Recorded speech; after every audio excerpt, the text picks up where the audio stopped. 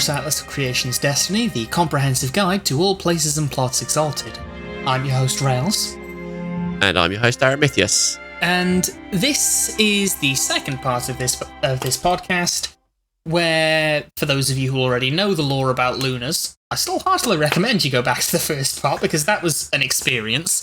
But here we'll be going into the story hooks and little tidbits for a storyteller to chew on to write up some games. Yes, and one of the things that we've sort of noticed a fair bit about Lunars is, in terms of general story thematics, is that these things are more relational than they are for your Solars. There's an awful lot of ways that Lunar games seem to kind of roll out that mean that you need to be able to work with people or confront people in terms that don't mean just cutting their heads off. So that it's the kind of game that you will want that brings about character development to a higher level than some other types of Exalted games. I mean, Exalted as a whole is much more into character relations than, say, D&D, that you can go for pretty much characters' whole existences in games like D&D without really having to build up relationships as such between characters. But Exalted is trying to push you away from that, and Lunars are trying to do that quite extremely because of how you're trying to build up particular tribes, nations, and building up people, I think, is the key. Yeah, there are ways, and we will cover a few of them briefly, to do a Lunar game that doesn't revolve around a lot of, for use of a better term, character drama, but they are difficult and not the hardest. I can think of Dragon Bloods being perhaps even harder to avoid doing it with, but they are still very hard to do it with. Mm-hmm. Yeah, that's fair enough. What we will cover here are basically a few archetypal Lunar games, for use of a better term. Mm-hmm. And then each of us will, as in the Solar episode, but this time with a bit more actual structure and skeleton to it, for use of a better term, pitch a game that we've written over the week of prep we had for this. For Lunars. Absolutely. This is where this becomes a bit of a game show. Absolutely. Yeah, by all means, vote. Send us an email at wondrousatlas@gmail.com or find us on Twitter at Aramithius or at Razarails or at Wondrous Atlas for the show. Tell us which ones you want to see developed a bit more or any questions that you have. Complain about the assumptions we've made that are wrong. Absolutely. The first sort of broad Lunar game, and we've touched on it a lot on both sides of here, is the tribal game, where you, as the Lunar, either find or already have a tribe, village, state, people, whatever, a group of humans that you are, I don't want to say using, more working for and with, because you'll probably want to protect them, but also probably want to do Lunar things with them. Yes. And yeah, here, this one is very, very character-focused. You as a storyteller have to make your players care about the NPCs, the mortals here. Ideally, you can have your players sort of do a bit of backstory for themselves. If some of them or all of them were born into this tribe, you can have, like, them, if they mention in their backstory that they had a friend or a family or whatever, you can flesh those out. That's always a good way to get people to be like, yes, I want to protect this one. It's my dad or my mate, and all that. One of the interesting things, and I'm veering dangerously close to talking about rules here, so prepare yourselves. Ooh, I'm sitting down. Yeah. You could steal wholesale the grog system from Ars Magica. Basically, in these sorts of games, in Exalted in general, splitting the party is a constant worry, because each player has so much agency with their own character that they can survive splitting and wandering off and doing their own thing. Ars Magica had a similar problem for different reasons. It came up with a solution of one or however many supernatural players were present in a session or scene would have mortals with them, as you would here in your tribal game.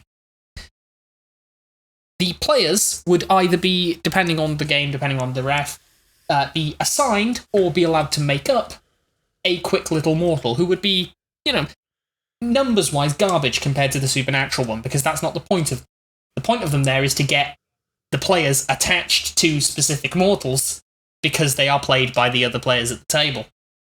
Mm-hmm. It requires a very specific group, but if you have them have their Lunars as well as maybe having a tribesperson, it's one of the many ways you can get your players to really feel actually genuinely protective of this tribe. Yes, and it does require a bit of work from the GM as well, because you will need to pay attention to how these things are being played, and when it comes to the point where that player is no longer playing that particular character, you can kind of be the tonal consistency for those characters and note how they're being played, how they're being put forward, as well as potentially using them as vehicles to deliver information about the setting and so on, and potentially allowing players to flesh things out. One of the things that you could potentially do with this, particularly if you have characters that are kind of lore keepers, storytellers within the tribe, is using Exalted's introducing facts system, and have players build up a picture of the tribe using the introducing facts whenever each of them has a turn with someone who would be dispensing that sort of knowledge. One of the other things that I would say about this is that this sort of a game, if you're looking for a pre-established tribe particularly, but I think for any kind of tribal game, is that you must have a very solid session 0. Get players to express at the very least what types of characters they will want to be interacting with, or that they want to have on their side in this game, so that they can start getting emotionally invested because it's something that they've helped to build. That helps magnificently, and that's why the grog system works quite so well for this, is that they've played that character, they know what it feels like to be them. Otherwise, they don't necessarily have that connection. But the session 0 build-up is another way of, this is something that I've created and I will fight to defend, sort of thing. It's a way of introducing that sort of an investment on the part of the players as well. If you can do it so that you almost have some, not necessarily prelude, because that has a specific term within role-playing games, but some kind of prior role-playing prior to a point of conflict, where there's no immediate threat to them being wiped out, and the players can learn to depend upon the NPCs and get to know the tribe outside of a pressured environment. That can also work really well. If you're Lunars, I mean, frankly, do it as just a hunting for food bit wherever you are, because that's a nice low-risk way to do it, and also to get your players, whether they're used to Exalted or not, because this could work for both, used to the fact that, the mortals aren't going to be as good as the Lunars are. How you as a ref handle that is going to be interesting, because the way Third at least handles making mortals, they actually kind of can be as good as the Exalts. But like the way I do it is simply just changing the thresholds for how much you need to do to actually accomplish things, so that it's lower for the Exalts. But the key thing here, the hurdle for you is, as we've sort of been saying, if you can get your party emotionally attached to this tribe, you've already won. And you, as a ref, kind of don't actually need to do...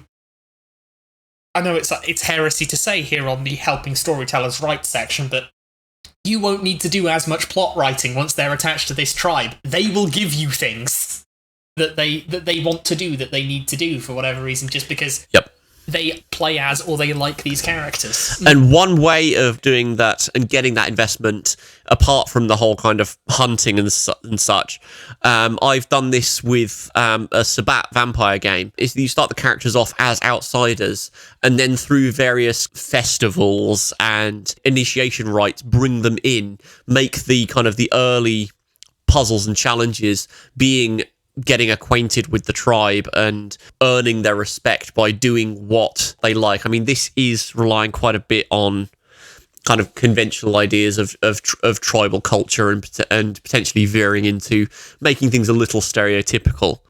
But if you are going for that kind of being part of the people vibe, then finding some way to have a sort of a coming of age or an acceptance thing is a good way to have a milestone to get the PCs on board. And you can say, right, this is now achieved. Now we can let the story actually happen, which is a rare moment of structure like that in an Exalted game.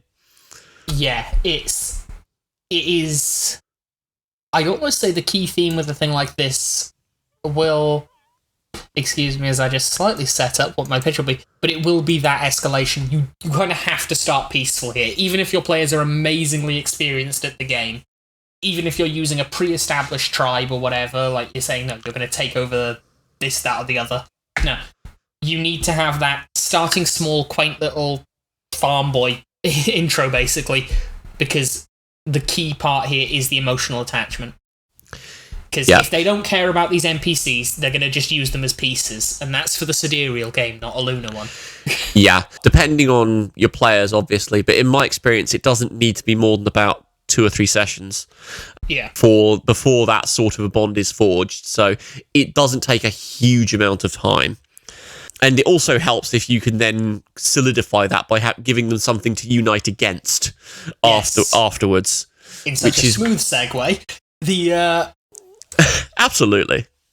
Here, your villains, for you do need them eventually. We have written in the script the idea of using the realm as your villains and the local satrap, and really playing up that sort of moustache-twirling imperial villainy. And that is a very valid way to pursue it. Yes. It is the archetypal way to do it. It's not the only. Yes, one potential way to do that is you make it that... potentially make it a bit more political.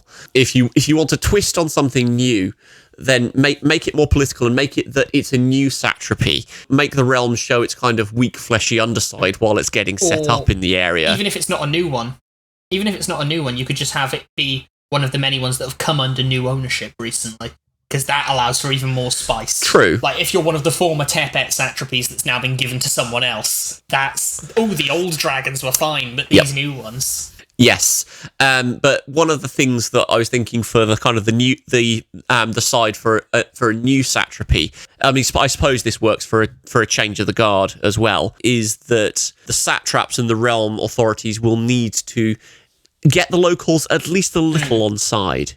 And so there will be the cozying up to the ruling class and saying, well, we can give you kickbacks if you give us X amount of tribute sort of thing. There's that deal cutting that will go on, and the kind of the coalition making.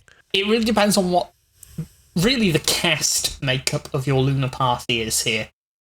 Like, okay, yes, most roles can fit in most casts, but if you're handed a party of 2 full moons, the political angle you can mostly sideline to, no, go on, we're going to be flipping over caravans and pulling people out of their armour by the spine. But if you've got a party that's like a changing moon and a no moon or something, that's the point where you're suddenly shape-shifting into some local official to wander up to the dragons and be like, yes, I think you should offer them this thing that we know is a massive cultural taboo that will make the entire tribe hate you. It really depends on what your players want to do and what the characters are equipped to do. But the other thing you can sort of do with it, other than using the round, I like using the guild as villains, and there is mileage for using them like that here. Less in the, they're conquering the place, and more in, well, the Haslanti backstory, basically, of the guild are exploiting this place for its resources. Let's fix that. Use the Monopoly man as your villain. Yeah, and that works in your... that works incredibly well, particularly in your kind of your stereotypical Lunar environments of the north and the east. Very, very well. Those are the areas where the guild is, in theory, strongest. I mean, the west is the west. It's literally the Wild West out there, so...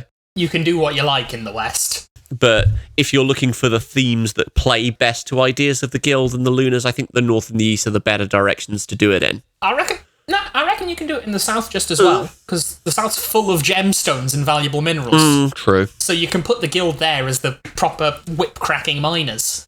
Yeah. You can do... If you take a tribe in the south, it'll be dangerously close if I was running it, at least to just turning it into the Prince of Egypt, slowly but surely. Yeah. Let my people go and all that, yes. Yep.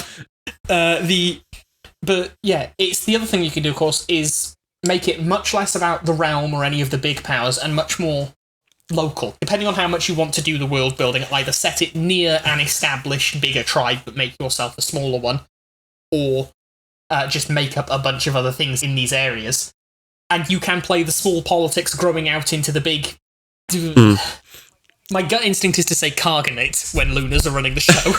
Yeah, I'm thinking we're using the wrong word here in several cases, because tribe and cargonate and that, they evoke specific specific cultural reference points that isn't necessarily the case. I mean, all you really need for Lunars is people, and also mysticism, for my money. You need to give them an in as a way of being the trusted outsider or the bringer of gifts or something. Although the mysticism could be as much as, if you're outside of somewhere where the realm has its grimy little fingers in, though it can be as much as, vump, look at that, chosen by Luna. You know who Luna is, right? That's true. Yeah, you can absolutely get the ones where it's just entirely aligned on your side because there's direct Luna worship going on. It is the thing that the second edition book at least says, that Luna is worshipped in many different aspects in many different places, and she very deliberately goes about herself and the Lunas go about setting up little cults to Luna in different aspects locally everywhere. Mm-hmm. But yeah, you can do that sort of thing. There's so much you can do with that as your framework, because if you want to make it a single villain piece, you give them an army, usually. Mm-hmm. Or after you've set up that emotional bond, you can go full stereotype and have them kidnap someone. Mm-hmm. Yeah, or you can just go Muad'Dib. Yeah, that's in whatever setting. Just there's lots of things you can do with that, and that is, I would say, it's not the Luna game that they give you in the books, but it is, I would argue, the most archetypal Luna game. Mm-hmm. Yeah, and the thing that you need to do to differentiate that is the characters and the reasons for character interactions. Nailing down precisely why characters act the way they do, and they may be acting the way they do for non-personal or non-person related reasons. It may be because something is immensely valuable or something is immensely useful that makes one particular act play up, or a particular group orient itself the way it does because they desperately want this first age wonder or something. But working it out so that it's the people move that are the beats for the story is the key for me for a Lunar Chronicle. Yeah, and that does sort of move us nicely sort of along from pretty much the next stage of a tribal game, realistically, which is where you stop dealing with a satrap and you start saying, let's have a dragon hunt. Because it's... You being a Luna, you have so very many reasons to have a beef with the realm. Yes. And one of the things the setting is constantly going on about is that the Silver Pact is at war with the realm. So if you don't want to have to do all of this like small tribal character drama stuff, you can have your party be a lot closer tied to the pact rather than to their own little tribe, and be like, yeah, here is my sneering dragon blood villain. They have to be sneering, it's the rules. And here is how the local pact is conducting their guerrilla warfare against them. Be that a satrap, be that a governor, be that a general, if you want to just screw with a legion. Yeah, and that's probably actually easier to kind of hit the ground running with, in all honesty, because you have the framework of the Shahanyas be the motivational force for why you're doing it. One of the things for any level of Luna game is to get your Shahanya to be asking you, go do something for me. But doing something to screw the realm over is kind of the end goal of the Silver Pact. And if you want something that's nice and unambiguous about what the choices are, and I don't think you should be doing this sort of a game. If you're trying to do Lunas, you need to have some degree of should we be doing this? But one of the things that you can do is that the Shahanya says, if you go and do such and such to sabotage the supply lines for a particular local garrison, or go and steal from this particular merchant because it's going to collapse that satrapy's tax revenues for the year, and then just be there ready to hand out the pointy sticks when people get up in arms against the tax collectors, sort of thing. If you want to insert the ambiguity back into it, though, all you have to do is just let them see the consequences. Yeah. It's just, yeah, well done. You've collapsed the tax rate. Look at Jim over here.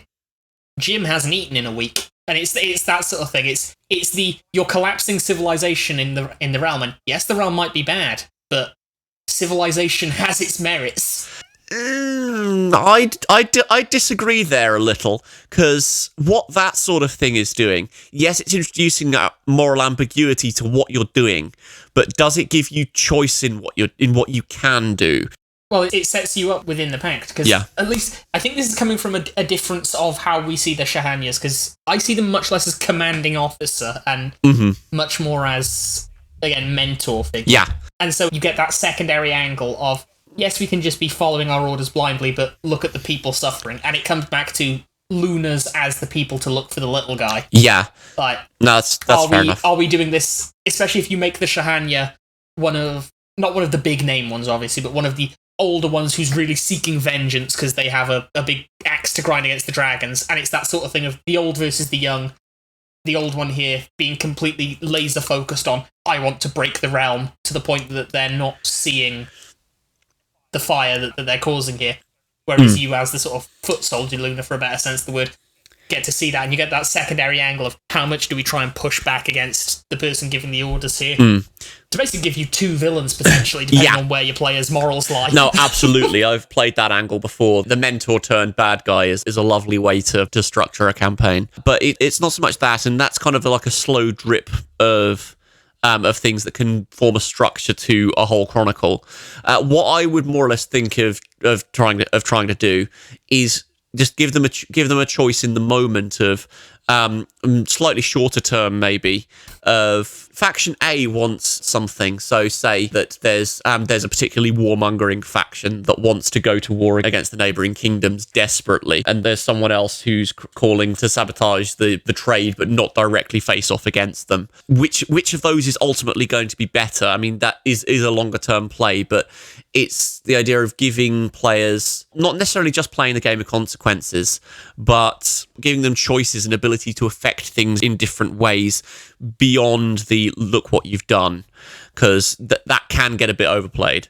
Yeah, I'd advise at least you again want to do it in sequence. Like I like the idea of your sort of first session, drop in with the Shahanya giving the order, you go do your big fight scene, and all goes well.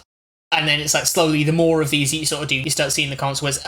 Or maybe the other way around it is a sort of semi-fusion of both of them, not to the point of the grog system and the like, but have them have the characters, but maybe not the Shahanya, be associated to one of the local sort of groups of people. And that sort of moment of, being your old friend from when you were a kid recognises you for whatever reason, and is like, hey, I know you're anathema and whatever, but we're starting to run out of X, Y, or Z. Can you help us? And then your Shahanya's like, no, they're a village that's going to support this governor. And that's where you get your conflict in. Yeah, no, that makes sense. But yeah, past that, since we've been talking about bickering with your Shahanya, we do kind of have to get into the politics of the pact. Yes, absolutely. There's mileage if you want to have a very social game to pretty much structure an entire game around basically just being an active player in pact circles. Like, you can use this in lots of other chronicles of just, like, at some point be like, yeah, you get a little... It will be a little bird. I was about to say a little bird told me there's a meeting, but in this case it probably will be. Yes, it will. A little bird has told you there is a council meeting. Yep.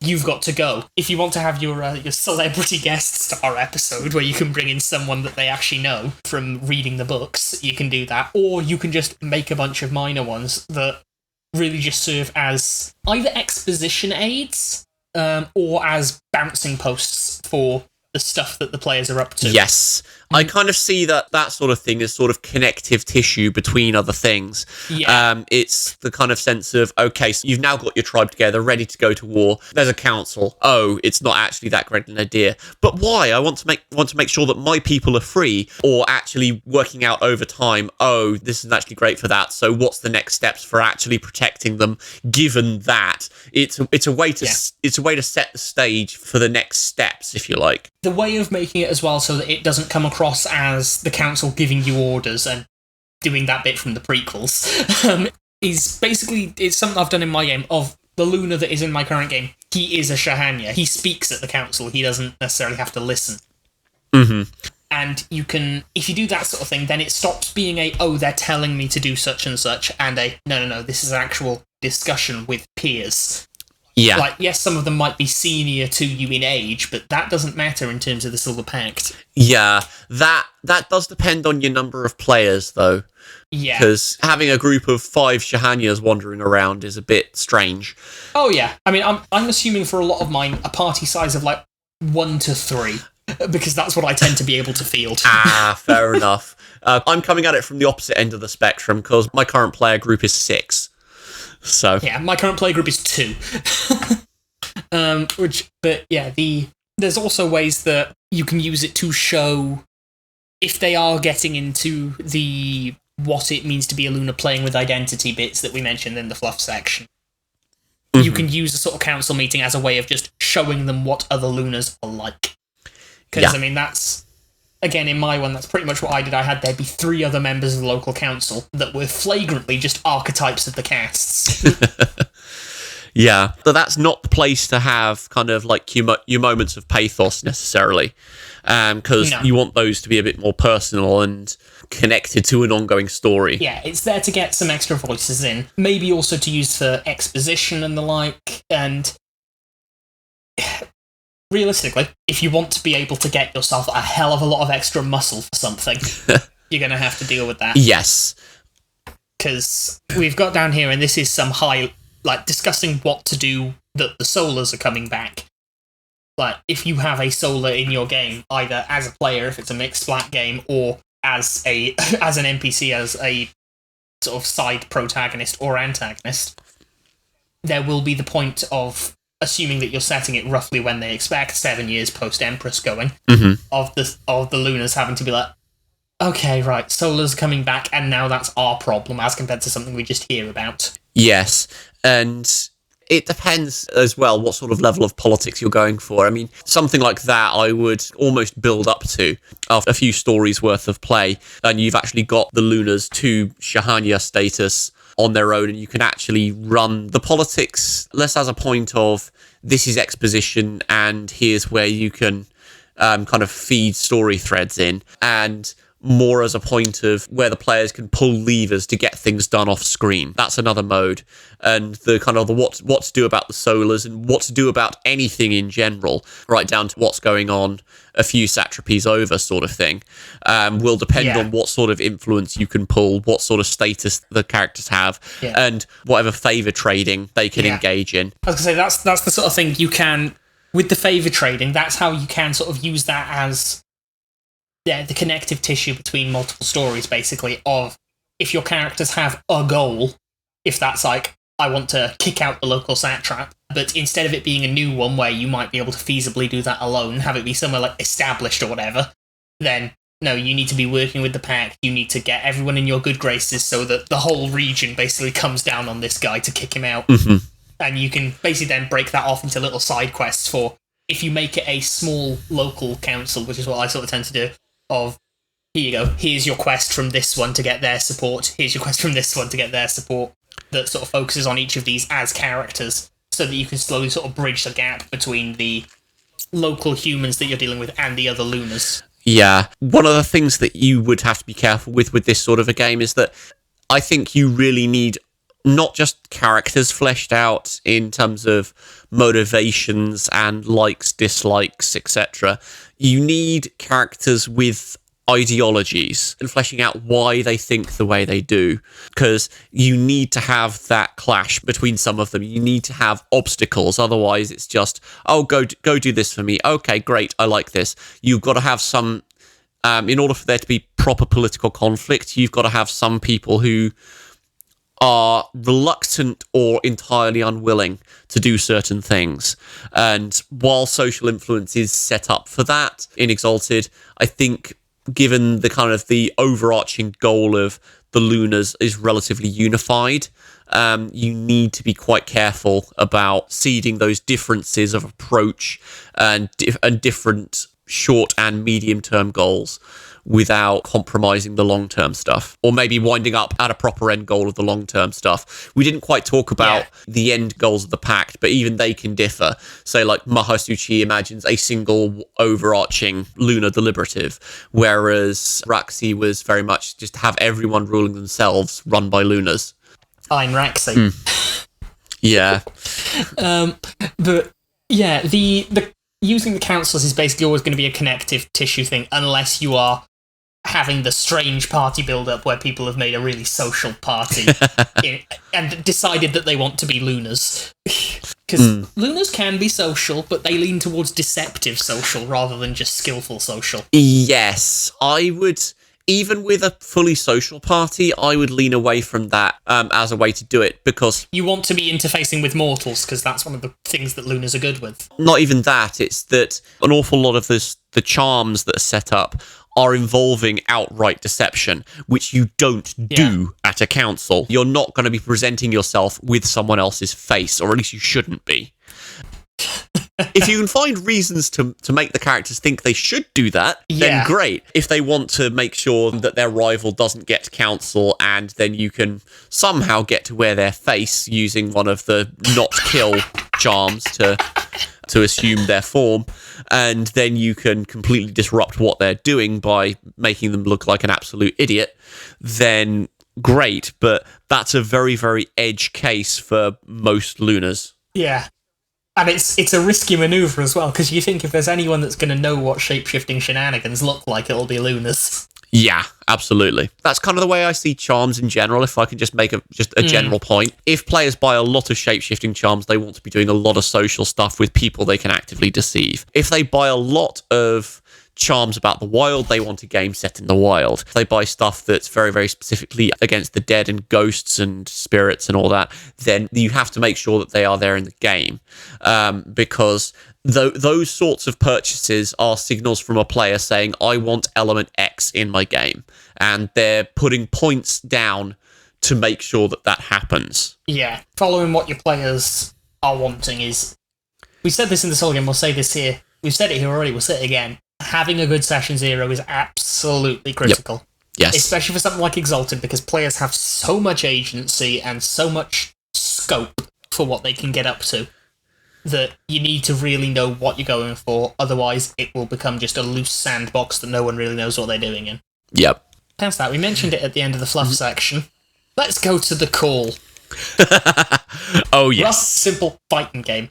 We mentioned before that the simplest solo game you can do is basically a dungeon crawl hunting for artifacts. And with Lunars, it's this. You're on the call, let's beat up some Dragonbloods. There are other games you can do on the call, but this is the open warfare one where you don't have to worry about being sneaky, you can just kill people. Yes, you do need to make it a little bit more interesting, because you can't, particularly if you want... I'd involve Sha'aoka a fair bit in that case, because he gets on with the Callborn. He gets on with the with the tribes that are there. And if you throw away too many of their lives, he's not going to be impressed. There's the argument here that I think there are one key decision in a call game. Are you local or have you come over? Yes. Because that's pre-character generation, something that needs to be decided, because that affects pretty much everything. Absolutely, yeah. And it also sets up, to a degree, where you start it does affect absolutely everything. And I kind of like the way that the call is set up almost as a mini council in and of itself. Each of the cities has its own Shahanya with their own perspectives, and so you can affiliate the group with one or other of those, and that will then absolutely dictate the scale of the game, or the direction of the game. And the relation that someone who specifically comes to the call to learn or to be part of the war. He's going to be wanting to talk to different people compared to someone who exalts on the call or was brought there explicitly in a more organised fashion.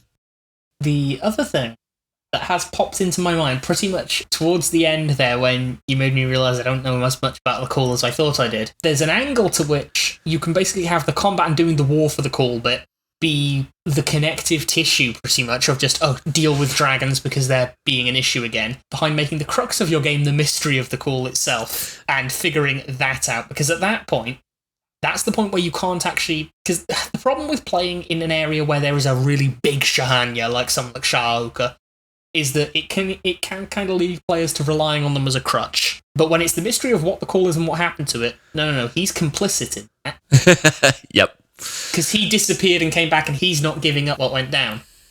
Which means you can't completely trust him about it. Yeah, absolutely. It sets him up as an antagonist quite nicely. Not necessarily an enemy, because you can still have the thing of, you do still have to just deal with dragons occasionally and you will work with him.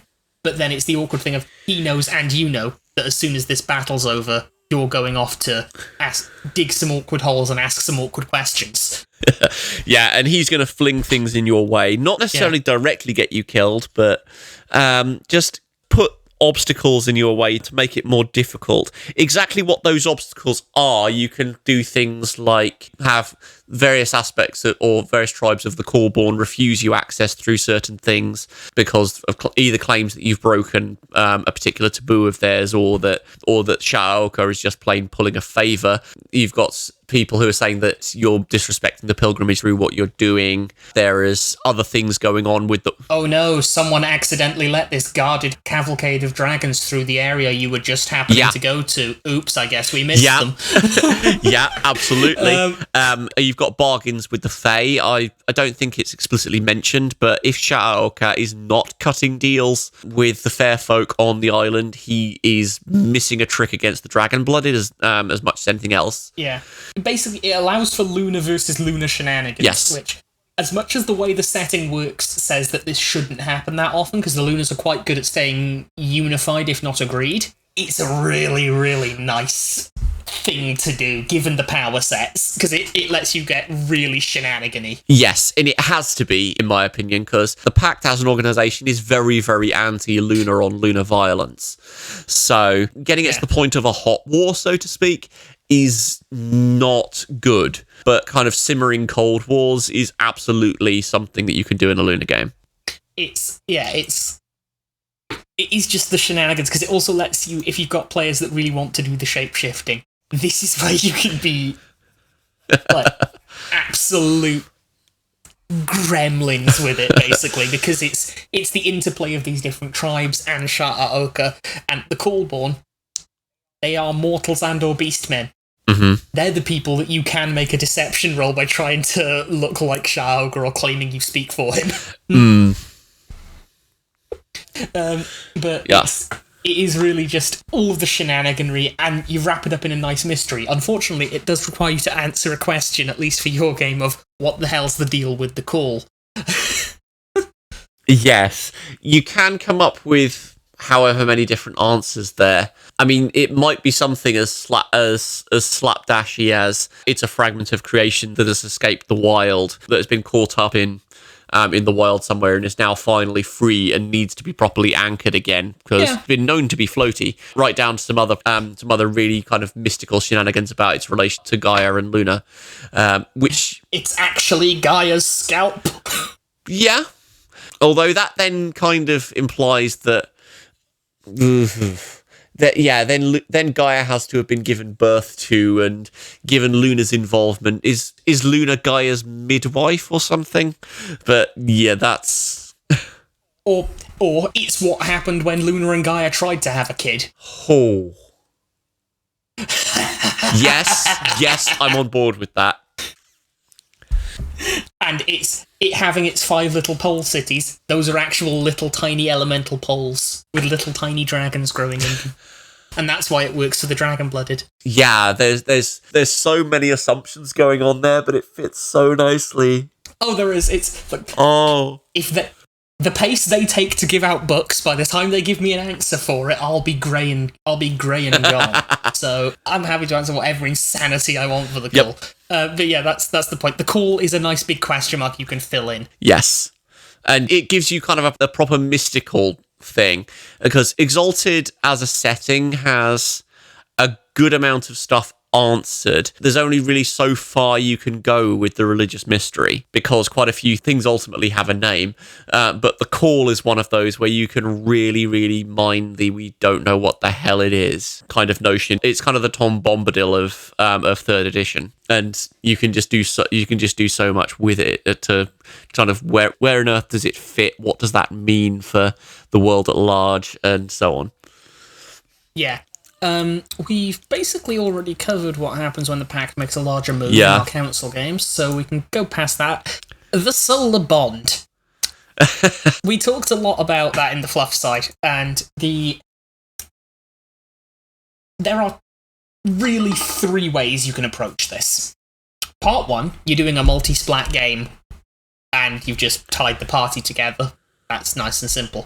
Especially if they didn't know each other before, that's a nice, easy way to make sure that you have a party, rather than a Solar and a Lunar that bump into each other once. Part 2, the Lunar Solar Mate is an NPC and is maybe friendly, but not necessarily in the party, be that it's a more senior Solar than they are Lunar, which is unlikely, but if they're freshly exalted, it could be, and there are Solars that have established themselves. Or the inverse, that your Lunar is a bit older and a bit more experienced, and you see your mate exalt, and you're trying to basically mentor this sun god into not being a lunatic. Or option 3, the, frankly, in my mind, more spicy one, or at least the one that has more mileage to become a whole game rather than a plot point in another game. Your mate is evil. Yes. Be that they're still Solar and evil, or be that they've become a Solaroid and are evil.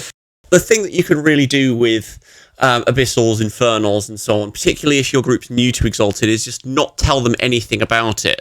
It comes back to what we said last time about player knowledge in this game, but if you can drop the reveal of what Abyssals and Infernals are, or not so much what they are fully, but that they exist and they are something not particularly good, or something very different from what they were expecting, and combine that with some character play that can be a real kind of gut punch to a new player. And invoking those sorts of feels is what works best in these types of games. And for more experienced players that do know it, the magic of the flashback session, because I have a interesting thing with, especially doing it with Abyssals, of either in a memory of a past life, but you make it playable or whatever. Yep. Or a modern one, of the way that Abyssals happen, Solar dies, gets rezzed by the Death Lords, offering them that Faustian bargain. Yep. Make it playable, and have the player responsible for them dying. Not necessarily fighting them, just failing to save them. Yes. And it comes back to modern one, and, oh god, he's an Abyssal now, and he's evil. This was my fault, oh no. Yes. That worked really nicely. It's about the pathos. Yes. Yes, absolutely. Yeah, it is lots and lots of character play, and it really depends, because it's good for both extremes of player experience, but I don't think it's that good for the middle. Like, you either need to know nothing so that you can pull the rug out about the Solaroids, or you need to know enough that you can really set it up. Otherwise, you just have them be classic Solar light, and they're just going crazy like Solars do, and being evil like Solars are known to be. Yes. One of the things we haven't actually covered is how to make Lunars villains, although as much as that is just mind-numbingly obvious to me, but... Yes, you know how they turn into big scary things with teeth and claws? Exactly. You know how big scary things with teeth and claws tend to eat people. Depending on you having a Lunar squat on your cache of Solar artifacts sort of thing. Or just have them being something in the shadows that you know is moving against you, but you never can quite pin them down because they're always changing. Yeah, that's the thing. You basically have to either make them a big scary monster, or you have to make them a crypto-sidereal, pretty much, of they are the unseen force that's always clearly having influence, but you can never quite catch. because it's changing shape. Yeah. Or hilariously, if you want a real good one, the one that keeps taking, especially if you have them have a non-lethal Heart's Blood and you have them established as the villain from the start, have them keep taking your face and sullying your name. This works better if you are also anathema. Yes. Like, if you're a Solar that's trying to do good for whatever reason, and this Luna that just has an axe to grind with you for whatever reason, they don't need much of a reason to bear a grudge. This is true. They've just decided this Solar in particular, he's going to have a hard time, and they just steal your face and start burning villages. People just completely believe, yeah, Solar's burning villages, that's about right. Yep. Oh, hey, that's that Solar that did all those evil things. Get him. Pitchforks, torches, whole bit. Wild Hunt. Yeah. And all the rest of it. And there's also mileage potential for Lunar Necromancy there as well. Lunas as villains will need reasons in order to be compelling, but if you want something that's fairly quick and simple, then Necromancy will do. Yeah. Motivations for complex Lunar villains. There's so much you can do about treading on their toes, effectively. It depends on who you're playing, because if you are anathema, it usually has to come down to a grudge or treading on their toes, or they remember something you did last time you were alive. Yeah. Whereas if you're dragons, they can have all the complex motivations in the world, but it really just comes down to they don't like my boss. That's true. Though, actually, we mentioned this in the script, we put it in the call, but I think in the call it's where it's least interesting. Dragon-blooded Luna mixed splat game. Yes. This requires you to be an outcast. Yes. There's no two ways Pretty around much. that. And really, it requires you to be an outcast, and also not from Prasad, and not from Luxshai, and really, it wants you to be either a random dragon that just happens to exalt somewhere, or a forest witch. Yeah, it's someone with no connection to the Shogunate is what is needed there. It depends. You can also play the repentant dragon who's seen the error of their ways, and kind of the question with that, and it will depend on how comfortable your players are with PvP, and kind of the lingering question being how serious they are about that. Yes, and you can also then have that be the dragon basically serves to... Again, this requires a strong Session 0, as so many things do, but the Luna side being your classic, like we mentioned with the Shahanya, destructive Luna, and the dragon serving as the moderator that's actually thinking, no, we need roads. Yes. And stuff like that. And it's good cop, bad cop. Yeah, it's the question of destroy versus reform sort of thing. At least in terms of the realm overall. That's actually one thing that's I'm kind of thinking is just has occurred to me at this point. I mean, as much as they've been at war with the realm for absolutely ages, using a Luna as a trigger for the Civil War strikes me as a bit... I don't know. It just strikes me as the least interesting. Yeah, if they had the capability to do it, they absolutely would. But it also strikes me as one of the least interesting options for that. It's not even that. It's more, if they had the capability to do it, they would have done it by now, because they've been trying for so long. Yeah. Because they clearly see the opportunity. Yes. So clearly the realm has, in whatever way, it's either innovated deliberately or accidentally, a way to make sure that Lunas can't pull this off. Because the realm is most experienced with dealing with Lunas. In fairness, there have been occasions where there have been close calls on the Empress's life before now. So, the assassination part's been tried. I raise you the stupidest one of all, actually. And this is, storytellers, this is not a serious, don't run this game, it's insane. But, in the Realm Civil War with a Luna involved, the Lunar Dragon mixed splat game, Luna pretends to be the Empress. Return of the Scarlet Empress, except you are the Scarlet Empress. Because there is a Lunar charm that lets you send your anima onto someone else and vice versa. Oh. So you can have a Luna that appears evincing dragon-blooded anima, which I think would be enough for most to think, oh yeah, that must be who she says she is. And then celestial level power, oh, of course, it's the Empress. Yeah. It requires some real bullshit rolls, but that would absolutely work. Oh, yeah, I mean... Do not run this, it's terrible, but it's hilarious. It will end up with so much death. Yes! It's basically Paranoia Exalted Edition. Yes! Go read Return of the Scarlet Empress, we're doing that, except it's also a Luna. Which is somehow a less stupid plot twist than what the actual Return of the Scarlet Empress did. Yes. Oh... So, it all works out. Yeah, that's wow. Yeah, dear. Yeah. No, and kind of Luna's on the Blessed Isle again. It feels like it's going to be so deception-y. It's almost going to wind up a little bland because you can never let anything slip. There's no opportunity for really pushing the envelope or making a huge amount of change. It's kind of little bits here and there. Although Luna's starting the war in the West, now that is the easy option and that is the fun one. Yeah, I can see that. Mostly because Lunar pirates. I like pirates. Yeah. As if the last game that I wrote didn't show that, but Lunar pirates are the best flavoured ones. Yeah. Because there you can do the fish pirate people. And you've also got Leviathan out there, so... Yes, you can call up Grandad Fish and he will chomp a boat for you. Well, you've got him as a coordinator and someone you can do things for him to call in favours when you cause too much of an issue, and he can bring in the larger pack. This will kind of pull it into politics a bit, but his disengagement can almost be a feature there. Yeah. If you're doing a big cause the realm to have a political collapse thing, you're going to have to be working with the pact anyway. You're not going to be a solo act unless you are doing the pretend to be the Empress gambit, because I don't think the pact would approve of that. Because they tell you you're stupid and that's absolutely a way to get killed. Yeah, but there will be individual elements that would absolutely go for that. That's the thing. Oh, 100%. It's too hilarious. The Lunars are a lot safer in walking between the planes than Solars are, because the problem with Solars is, one, everyone hates them, and two, their anima is outright damaging to everything that isn't creation bound. Yes.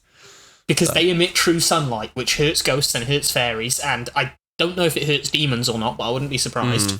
Lunars don't. So you can, as a Lunar, pop down to the underworld to look at something, and the underworld is big enough that it isn't 100% hostile, because the Death Lords aren't everywhere. Yeah, there's enough mileage there that you can have them go down to find something or whatever. The biggest thing for me is finding a reason for them to be there, because Lunars are people-focused. Yeah. And as much as you can absolutely have societies of ghosts, having them have a society of ghosts or a society ruled by ghosts that's not connected to creation strikes me as a really hard sell for Lunars. Yeah, I'd say do it like if you're out in the West, or, well, anywhere, ancestor cults or anywhere, I guess. Yes. But somewhere that has an ancestor cult, and then the local Death Lord has pilfered your ghosts or something like that. And then now you've got a reason to go and bully with them. But it's a reason to have a multiplayer in our game versus the fairy hunting game, which is the Lunar's natural job, where there's fairies. And this is one of the few places where you can be a wandering Lunar that doesn't have any people, because this is one of the few things that wandering Lunars do, is the wild's cracking open here. Looks like lunch. Yes, and that sort of a game is fun to run, from what I can tell. I've not run one myself, but you can have so much flexibility in kind of the structure of the thing. One of the ideas that I've been mucking around with for a Lunar game to post up on the website, and by the way, we will be talking about some more fleshed out ideas that we're developing, and they will be up at wondrousatlas.wordpress.com. So go and check those out. But one of the ones that I will develop and post out there, but not necessarily talk about too much today, because I've not had a chance to fully flesh it out, is that you develop a wild game where you can generally see your objective but never quite reach it, but that's an optional really. But because working out the geography of the wild is so awkward if you try and do it in terms of a standard geography, you make it an event-based geography. I mean, it's the way that role-playing games tend to be structured anyway, that plots will move on when events happen, but make that explicitly tied to the landscape, and then there's a physical manifestation of that in some way as you play through that just makes it clear that physical distance doesn't matter. It's all about the emotions and the impact of events rather than the material conditions, because the material conditions don't really exist. I mean, it depends on whether you're going into the middle marches or the deep wild, but certainly outside of the border marches, that's absolutely the case. And if you want to tie it back to creation, so you don't just have a crazy party in the wild, which I can imagine be very, very fun for a ref. I don't know if players would be willing to keep up with it as much when the logic starts collapsing. Yep. You can basically have it as like a series of wild, I don't want to say dungeons, but a series of wild events, basically, and you have your main villain be some guy, for whatever reason, be it nihilism or wanted to actually collapse or damage something, is going about, probably a sorcerer, deliberately basically going at creation with a pickaxe to let the fairies in.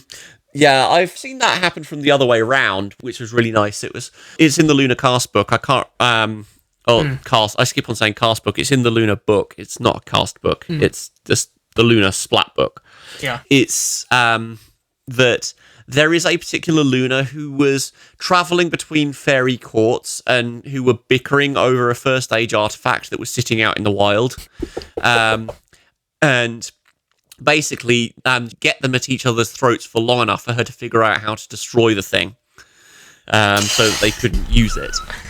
Okay. That's spicy. That's one of the seeds in the book, and I really like the idea. Again, it's character-driven, but it's character-driven in the wild with a defined objective, which is something that's so hard to work with wild games. You have a roiling sea of nothing. You need to find some way to make the roiling sea of nothing interesting for a Lunar. If it's a standard Fey-busting game, then it needs to be a patch of wild within creation, in my opinion. 'Cause if you're starting to go to the border marches and it's just walk out there and cause chaos, it doesn't really work. I was going to say, it's the idea of Lunars aren't supposed to be going and taking the fight to them. No. They are guardians, because, again, we'll get angry letters for this, because I've had arguments about this before, about whether the wild is infinite or not, and whether creation is or not, because I've had arguments about this several times.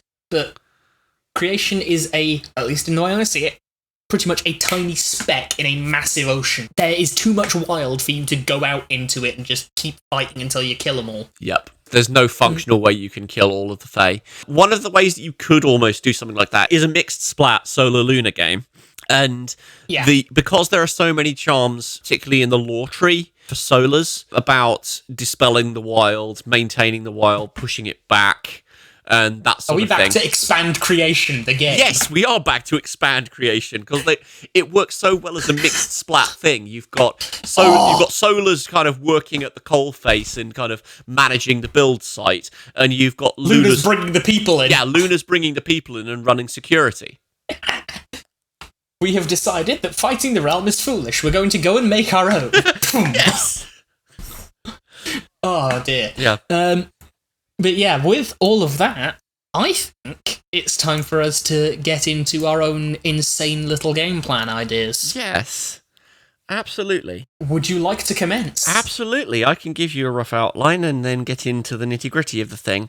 I have basically fallen in love with the two-man clans that are outlined in the Lunar's books. I just love the setup there.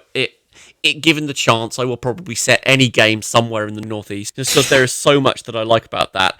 The setup for that is that you've got two generations of essentially Mongols. I mean, you look at the artwork, and it absolutely is. You've got two generations of, or two generations removed from a forced migration as the realm took over a satrapy and was taking over what would become Medo, or Medo, how I pronounce it. And basically all the people fled across the sea to the frozen north, set up, killing everyone they found on the way. Eventually, they wind up coming to terms with the city-state called Carnelian and settling down into marrying and all of the complexities that involves with proud martial steppe culture coming down with the settled opulent side of things. And there's a Lunar in the middle of all this who was guiding the two-man. And she has, after having kind of gone away and come back again, as Lunars tend to do, she is trying to rouse the two-man back up to war again, bring them back across the inland sea, and make war on the realm. And I was thinking of basically bringing some Lunars who are either wanting to do the same, in which case you just play the game of setting the factions against each other, because you've got everything from an underground Immaculate Order section to clans who are either prepared to follow Wake, the Lunar who's been following these guys along until whatever death she leads them to. You've got some that are basically an impoverished middle class who have slightly interbred with the with the settled population. You've got some that are entirely integrated with the merchant class and don't really want to go anywhere. You've got factions that are entirely set up to just be the weird outsiders. Some led by a ghost, and so on. I've also, I think perhaps not coincidentally here, I've been watching The 100. If that series means anything to you, I've heard the name, not got around to it yet. It's basically about repopulating Earth after a nuclear apocalypse, and the ones who disappeared off into space and have been orbiting with all their technology and suddenly realised, oh, we don't have enough air, we need to go down to Earth in order to have a chance of survival. Then they're interfacing with the survivors on the ground who are basically have a very, very tribal cultural structure. And it's dealing with that sort of a clash, getting the different clans together and either finding a reason for them to stay or a reason for them to go, depending on what you want your circle of Lunars to do.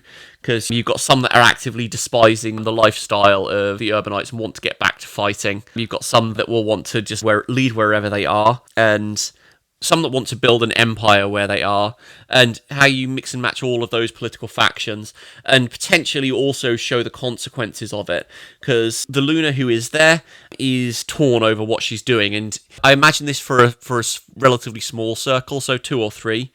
So you come along and you are basically the one who decides what Wake does, is the end goal of this particular arc, because she wants to fight the realm, but she doesn't necessarily want to turn over these people that she's nurtured over 3 generations to the realm, just to throw them into what she knows will be a meat grinder. So does she do that? Does she go off and find some other people to do as well? So it depends on who the players want to really talk to. But some of the things that you would have to build into that sort of a story is set pieces showing the depredation that some of the Tumen are living in, thanks to their situation. The class divide presents some things of some foreshadowings of what would happen if they left. Things like showing areas of Ghost Town, show the effectiveness of a raiding party, say, yeah, these guys could pull it off, have them build up something of a little, not necessarily protectorate, but a small empire across the north, and have glimmers of the old Tumen glory, and have some people get roused to go on, and then you get a sense of, oh, have we actually started something? We can't stop here. How can we redirect it? Those sorts of questions as kind of the setting for the thing. You've got so many different levers that you can pull for directions to pull this setting. I think it's just absolutely beautiful. I've been rambling. Oh, yeah. I've been rambling a fair bit. But there will be write-ups for all of the various characters within this thing on the website, and a few set pieces for scenery, because this kind of thing will be quite dependent on what the interests of your own characters are, and also what their previous actions are. Because the circle is going to the unknown element, everything's going to tip one way or another depending on what they do. You could also potentially have the Immaculates act as a catalyst as well. Within this region, the Immaculates aren't particularly strong, but there are sort of underground cults of them, sort of thing. And so you can kind of use them as a bit of a cattle prod. I wouldn't necessarily set them up as a villain for this, because you don't want it to be that simple a choice. There's mileage, I'd almost say, with... And this is your lunar shape-shifting dependent, but you can go with the thing of locals misinterpreting the religion of... Look, my lunar shape-shifting has scales. I'm a dragon. Ooh, yeah. That could be quite tasty, but there's also, I think, because I desperately want the kind of the moral quandary of do they stay or do they go to be the core of it, you want the sense of something good being built up. And you could almost, if you wanted to be utterly gittish about it, or just to make it as much of a moral quandary as possible, have the Immaculates be part of that solution. If you want proper self-doubt, the benefits of being a satrapy could be polished up and flung at people. I mean, colonialism is horrible, but there is some ways that it can definitely be made to look attractive. And bringing that self-doubt into the minds of the NPCs, I doubt you'll be able to do it for the players. If they're playing PCs well, there might be some self-doubt, but if it's a Lunar game, again, unlikely.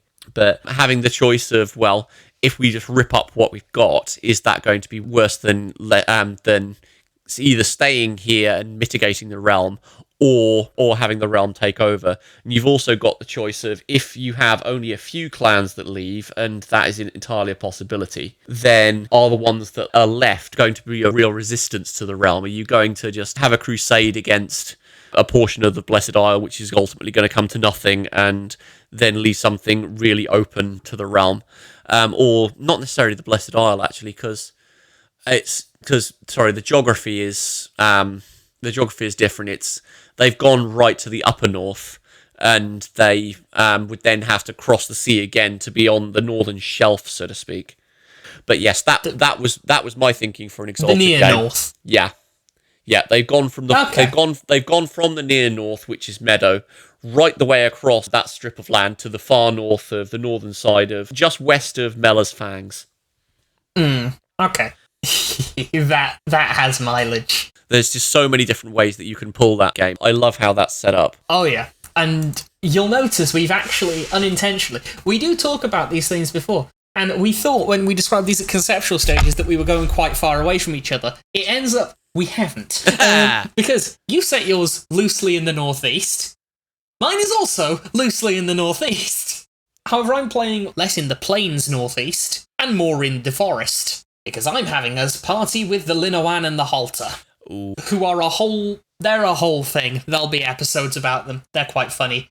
Tree people and river people, they don't get along. Yes. Is the nutshell. And yeah, basically, it would be set along the Silver River. I'm envisaging the Linowan are your main tribe of contact. But it's important to note that the books all say that the Linowan aren't one tribe. They're a bunch of different tribes that aren't in any way united. They're just a culture group. Mm-hmm.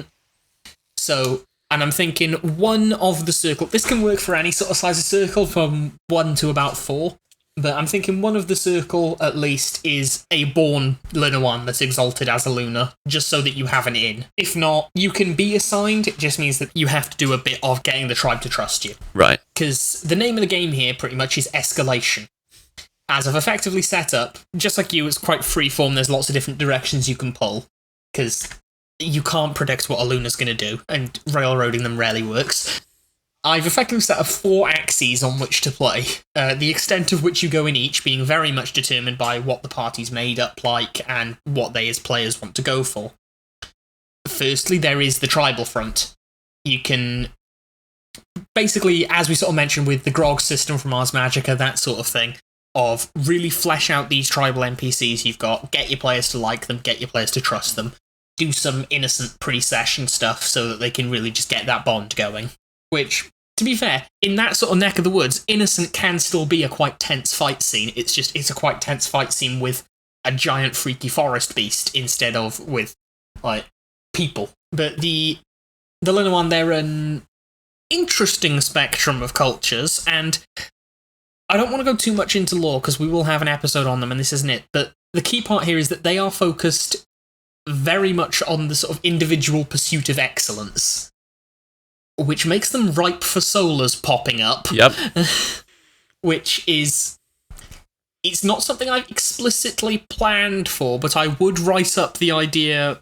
it wouldn't be written up on the website because it's very character dependent, but the idea of your solar mate exalting across the course of the game out of the tribe you know is too spicy not to take advantage of. Yeah. But they're very much divided and fractious, and your tribal front is pretty much based around advancing them, consolidating them, getting them some secure territory, getting them resources, and depending on the build of the party, either uniting them with other tribes as a sort of confederation winding path sort of thing, like the Haslanti, or just conquering other tribes if you want to make it more combat-y. Either way, it's escalation again, where you're basically going up from tiny little skirmishes to tribal warfare, to potentially reshaping a lot of the political landscape up and down the Silver. Yeah. The second front is the Guild. I mentioned earlier I love using the Guild as villains. And the Silver River is a trade artery. Yeah. It's also far away enough from the realm that you can't actually justify the realm being your villains. But the Guild absolutely can be. And who doesn't want to stomp a slaving, greed-driven merchant? We can have a sort of a guild factor with the monopoly on the Silver River as one of the villains here, really lean into that sort of Disney-level villainous greed. maybe with, if you want more complexity, sort of a touch of paternalism or prejudice about the sort of tribes and the local cultures there, like he's trying to colonize and civilize the place or what have you. Yep. You got to make him as dislikable as possible, mostly just because I'm writing this and I don't like the guild. But this one escalates a lot more cleanly. It'll go from pretty much bullying one merchant to bullying a caravan to kicking the guild's tendrils out of the silver wholesale, with increasing resistance and mercenary forces put up by the guild at every step. Yep. Again, more for a combat-oriented party, though if you want more infiltration, shapeshifty, deception, or assassination, there is mileage to do that as well, mostly because the guild makes a big point about how it likes using humans instead of exalts, which, as a Lunar, that just means it likes using easily copyable stooges. Yep. The third axis, and really the last one that players would be aware of for probably the better part of the first adventure, would be Halta. And here is another one for your more diplomatically minded players, although it can turn into combat if you want. More depth will be covered in the episode on the region, but the Halta and the Linowan, they're not the best of buddies. The Halta all live in giant tree cities and have caused trouble for the Linowan in the past, and make deals with fairies and elementals and other such things, which is another reason for Lunars not to like them. But the more you are building up your tribe, and this is the thing, all of these different axes do interact, the more you're building up your tribe and uniting it, the more the Halta are likely to notice and probably take umbrage and try and get involved. Yep. And this gives you really the option to either, if you want to be really social and nice, you can try and resolve the issues of these two warring cultures, or turn this into massive forest warfare, depending entirely on what your players want to get up to.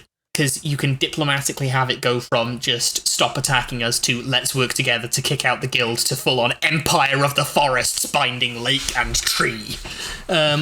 Or you can have it go to warfare where you just start burning down their great big red oaks. There's mileage in either direction depending on how much your players end up liking Halta, basically. Okay. But the fourth one, and the one that should only really become visible later into the adventures, and the only point where this stops being sort of more sandboxy, because I do see a lot of Lunar games having to be more sandboxy just because of how Lunars are. Yeah. And the point where this comes back to being a more curtailed plot is the actual big villain for the evening. Put on your tinfoil hats, ladies and gentlemen. The Bureau of Destiny will be getting less than pleased at seeing their precious order shaken up in the threshold by someone trying to build another empire out of the tribes. And so basically, if the players advance too far in any of those previous axes, either making their tribe actually big and scary, or kicking the guild out so that the locals can actually do things, or the Bureau of Destiny will be getting less than pleased at seeing their order shaken up by people doing all of these things, and so can dispatch, depending on your party size, 1 or 2 sidereals. Even if you've got a party of 4, you don't want more than 2. Sidereals are far too much of a force multiplier.